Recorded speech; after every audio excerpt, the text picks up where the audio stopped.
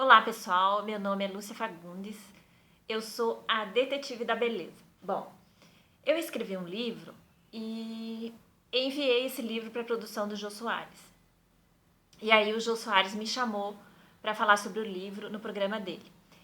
É só você digitar no YouTube Detetive da Beleza mais Jô Soares, você vai ver minha entrevista. Eu estou loira, estou com cabelo Chanel, um pouquinho diferente. Bom, eu escrevi o livro e publiquei o livro, vendi 1.000 exemplares, é considerado um best-seller. Eu acho muito pouco 1.000 exemplares ser um best-seller no Brasil, só que poucas pessoas leem livros no Brasil, então, infelizmente, é assim. Mas eu gostaria de ter vendido mais, mas 1.000 exemplares já tá de bom tamanho. Enfim, aí eu fiz um blog, Detetive da Beleza. Trabalhei nesse blog por uns 2 anos, postei vários assuntos lá, teve bastante participação. Tem um post sobre o creme Nivea, o creme da latinha azul, foi o post que mais rendeu participação, respostas, umas boas, outras nem tantas. Bom, eu vou, quando for conveniente, trazer novamente à tona esse assunto sobre o creme da latinha. Mas agora eu quero explicar para vocês um pouquinho sobre a história do Detetive da Beleza, como ele surgiu, como que aconteceu e assim. Eu escrevi o livro porque eu, na verdade, estudei estética, não estudei no Brasil, estudei fora do Brasil, estudei estética em Kuala Lumpur, na Malásia. E pelo fato de eu ser formada em matemática, eu ficava meio desconfiada com os textos sobre os cremes, sobre os produtos de beleza. No início, para mim, era tudo novo e tal, e à medida que eu fui estudando, que eu fui aprendendo, eu fui percebendo que eu não entendia o que tinha nos textos dos cremes anti-ruga, hidratante, corporal e uma série deles. Eu estava na Malásia e tive a sorte de estar numa escola onde a diretora era uma chinesa, ex-professora de Química e Biologia. Ela tinha uma biblioteca incrível com vários livros dos Estados Unidos e da Inglaterra. E claro, como eu era formada em matemática, e quem estuda matemática não tem preguiça de estudar. E eu entrei na biblioteca dela e comecei a devorar aqueles livros até que eu comecei a entender muito sobre o que se dizia nas revistas e nos rótulos dos cremes e por que tinha aqueles textos inelegíveis, totalmente impossíveis quase de entender por uma pessoa comum. Enfim, aí eu estudei e peguei vários livros, até que um dia eu peguei um livrinho bem pequeno de um americano e o nome do livro era Writing to Persuade, que significa escrever para persuadir.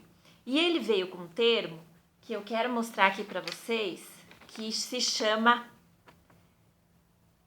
não sei se dá para entender, gobbledygook. Gobbledygook. É um palavrão enorme. Isso me chamou muito a atenção, porque estava na biblioteca da Madame Chin, que era minha professora chinesa. E aí eu cheguei para ela e fui perguntar aquele livro e tal. Ela falou, Lúcia, leia o livro e tire as suas próprias conclusões. Bom, na verdade é assim, eu vou no capítulo do meu livro, Detetive da Beleza, tá? Que está nas livrarias de todo o Brasil. E se vocês quiserem, vocês podem encomendar ele comigo, tá? Bom, aqui no livro, na página 7, esse livro aqui é para minha amiga Carla, tá? Dedicado para ela, que eu não entreguei para ela ainda. Ela vai assistir isso aqui e vai ficar Mas eu vou na tua casa, Carla, e entrego o livro para você. Bom, vamos lá. O que significa esse palavrão gobbledygook? Linguagem ambígua. Então, assim, refere-se à linguagem da enganação, palavras com o puro pretexto de iludir e confundir o consumidor. Nessa linguagem, são usados substantivos vagos, palavras bem grandes, quanto maior, melhor. Quem elabora os textos não está preocupado com o significado das palavras. O objetivo é soar inteligente, difícil, embaralhar a compreensão do conteúdo, tá? Então, desde 1944, existe o termo gobbledygook, que em português é algo como palavreado inútil ou linguagem incompreensível. Eu lembrei de falar sobre esse assunto hoje porque no meu trabalho eu percebo as clientes que vão comprar shampoo, condicionador, cremes e tal. E quando você mostra o rótulo do produto para elas, elas quase que, sabe, é como se tivesse visto um monstro na frente delas. Elas não gostam porque elas não entendem, tá? Mas assim, o que eu quero deixar claro para vocês é o seguinte. Número 1. Não tem problema. Esse texto é feito pra gente não entender realmente, entendeu? Então, assim, quem usa esse tipo de linguagem incompreensível, linguagem inútil, são, aqui no Brasil, duas categorias de profissionais. Os políticos, isso é muito comum a gente escutar um político falando na TV, ele fala às vezes 1 hora, 2 horas e você não entende um A do que ele falou. Então, assim, é uma técnica de se expressar usando substantivos vagos, adjetivos, né, sem sentido, pra você falar e não ser compreendido, tá? Isso é uma técnica dos políticos e, infelizmente, a literatura usada no marketing de cosmético emprega esse tipo de técnica. Por quê que eles fazem isso? A primeira razão científica para isso é que, ou se não é científica, não existe regulamentação do CONAR, que é o órgão que regulamenta a propaganda no Brasil, não existe uma exigência do CONAR para fazer com que a linguagem, os textos que aparecem nos rótulos dos cosméticos e nas revistas que fazem a propaganda de cosmético, o CONAR não se preocupa, ele não incomoda, as pessoas que fazem o marketing de cosméticos podem usar a linguagem que eles querem. A Anvisa, que é o órgão que regulamenta a formulação dos cosméticos, também não está preocupada com o que está escrito lá no rótulo, tá? Então, assim, como não existe uma exigência dos órgãos do governo para proteger o consumidor e dizer para o fabricante de cosmético explicar para o consumidor de maneira objetiva, então a indústria não se preocupa em ser objetiva. E isso não acontece só no Brasil, isso acontece lá fora também, porque na verdade, essa técnica foi trazida da Europa e dos Estados Unidos para cá, né? Então, assim, daí como é que nós, consumidores de cosméticos, nos viramos, né, com essa confusão toda escrita nos rótulos dos produtos? Bom, em primeiro lugar, não fique chateada se você não entender. Normal.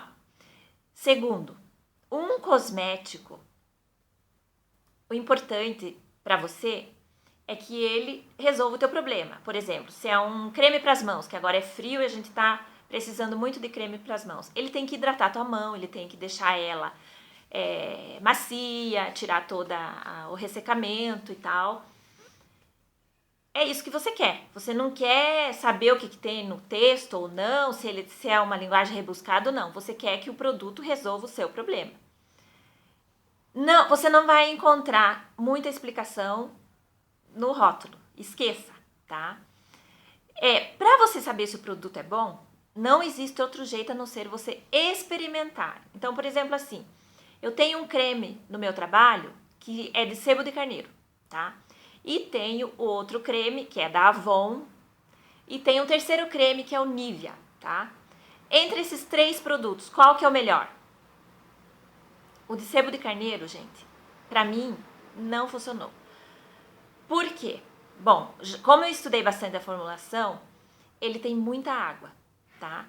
Então porque assim, todo produto, todo creme, ele tem 50% de água, uma outra porcentagem, digamos assim, uns 30, 45 por cento de emolientes. São os ingredientes que dão gordura, que sabem, que ligam a água com a parte química, tá? A água tá lá para fazer a mistura.